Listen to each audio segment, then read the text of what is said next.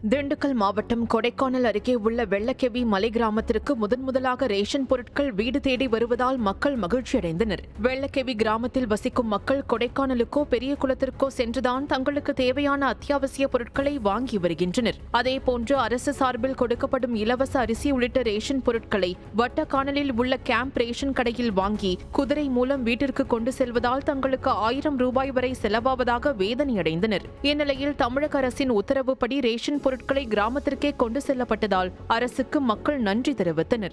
நான் வெள்ளகிரி கிராமத்தில் தான் இருக்கேன். கிட்டத்தட்ட 33 வருஷம். அதாவது எனக்கு வயசுக்கு நான் பிறந்து வளர்ந்தது எல்லாமே இதே ஊர் தான். இந்த மாதிரி வட்டக்கானில் தான் நாங்கள் போய் ரேஷன் பொருளெல்லாம் நாங்கள் வாங்கிட்டு வரோம். அதாவது 12 கிலோமீட்டர் நடந்து போய் வாங்கிட்டு வந்தால் மட்டும்தான் அந்த ரேஷன் பொருளை நாங்கள் வாங்க முடியும்.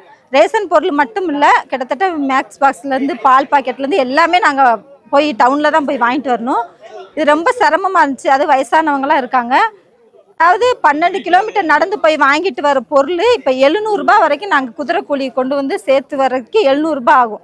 அதாவது குதிரையில் செமந்து கொண்டு வந்து போட்டாத்தான் அந்த அரிசி ஃப்ரீயாக கொடுக்குற அரிசி கூட எங்களுக்கு 700 ரூபாய் கொடுத்தாத்தான் வீடு வந்து சேரும். நான் வெள்ளகிவி கிராமத்தில் பிறந்தவன்.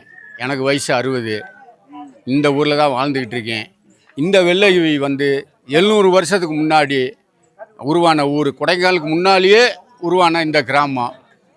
இந்த கிராமத்தில் என் வயசு 60. இதுக்கு முதல்ல இருந்தவங்கெல்லாம் வாழ்க்கையில் ரொம்ப கஷ்டப்பட்டு தளிந்து ரொம்ப நொந்து வாழ்ந்த இந்த கிராமம்.